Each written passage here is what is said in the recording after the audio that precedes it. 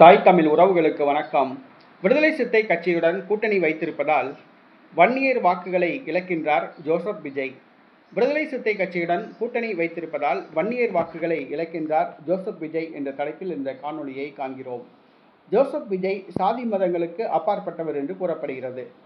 நடைபெற்று முடிந்த தேர்தலில் சாதி தோற்கடிக்கப்பட்டு விட்டதாக கம்யூனிஸ்ட் கட்சி தலைவர் மகேந்திரன் தெரிவித்தார். பொது தொகுதியில் தலித் சமூகத்தை சார்ந்தவர்கள் வெற்றி பெற வைத்தார். தற்பொழுது தலித் சமூகத்தை சார்ந்த 7 பேர் அமைச்சர்களாக உள்ளார்கள் என்பது குறிப்பிடத்தக்கது. தேவேந்திரகுல வேளாளர் சமூகத்தை சார்ந்த ஒருவர் அமைச்சராக உள்ளார். மொத்தம் தாழ்த்தப்பட்ட சமூகத்தை சார்ந்தவர்கள் 7 பேர் தலித் சமூகத்தை சார்ந்தவரும் ஒருவர் தேவேந்திரகுல வேளாளர் சமூகத்தை சார்ந்தவருமாக உள்ளார்கள். மொத்தம் தாழ்த்தப்பட்ட சமூகத்தை சார்ந்தவர்கள் 8 பேர் அமைச்சர்களாக உள்ளார்கள். இதுவரை இந்த அளவு தாழ்த்தப்பட்டவர்களுக்கு இந்த எண்ணிக்கையில் பதவி கொடுத்தது கிடையாது, அமைச்சர் பதவி கொடுத்தது கிடையாது.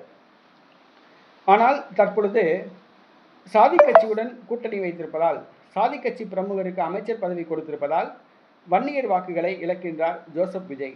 வட மாவட்டங்களில் வன்னியர்களும் ஆதி திராவிடர்களும் மோதல் போக்கை கடைபிடித்து வருகிறார்கள். வன்னியர்கள் பாட்டாளி மக்கள் கட்சி தலைமையின் கீழ் உள்ளார்கள். ஆதி திராவிடர்கள் விடுதலை சிறுத்தை கட்சியின் கீழ் உள்ளார்கள். ஆனால் விடுதலை சிறுத்தை கட்சி சமீப காலமாக ஆதி திராவிடர் நம்பிக்கையை இழந்துவிட்டது. ஆதி திராவிடர் வாக்குகள் சிதற ஆரம்பித்து விட்டன. ஆதி திராவிடர் வாக்கு வங்கியை தமிழக வெற்றி கழகம் கைப்பற்றி விட்டது என்றே சொல்லலாம். விடுதலை சிறுத்தை கட்சியுடன் கூட்டணி வைத்ததால் ஆதி திராவிட வாக்குகள் திமுகவுக்கு செல்லவில்லை. இதை திமுக தலைவர்களே ஓப்பனாக கூறுகின்றனர்.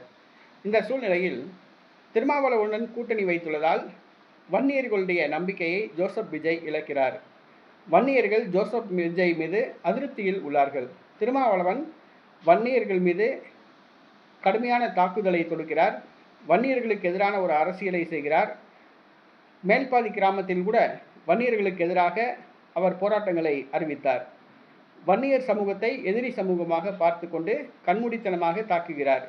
ஆக வன்னியர்களுக்கு எதிரியாக திகழ்கிற, வன்னியர்களை எதிரியாக பார்க்கிற திருமாவளவனை கூட்டணியில் வைத்திருப்பது, திருமாவளவன் கட்சியை சார்ந்த ஒருவருக்கு அமைச்சர் பதவி விஜய் வழங்கியிருப்பது வன்னியர்களுக்கு விஜய் மேல் ஒரு அதிருப்தியை ஏற்படுத்தியுள்ளது.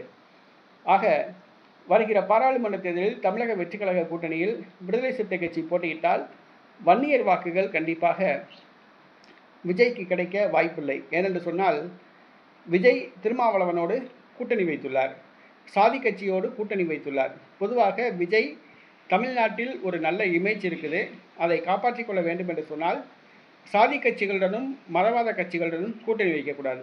எப்படி பாஜகவோட கூட்டணி வைக்காமல் தவிர்க்கிறாரோ அதே போன்று சாதி கட்சிகளுடனும் கூட்டணி வைக்கக்கூடாது. இப்போ சாதி கட்சி அப்படின்னு சொல்லி பார்த்தீங்கன்னா தமிழ்நாட்டில் விடுதலை சிறுத்தை கட்சி, கொங்கு நாடு மக்கள் கட்சி, இப்படி பல கட்சிகள் உள்ளன. இந்த கட்சிகளோடு விஜய் கூட்டணி வைக்கக்கூடாது.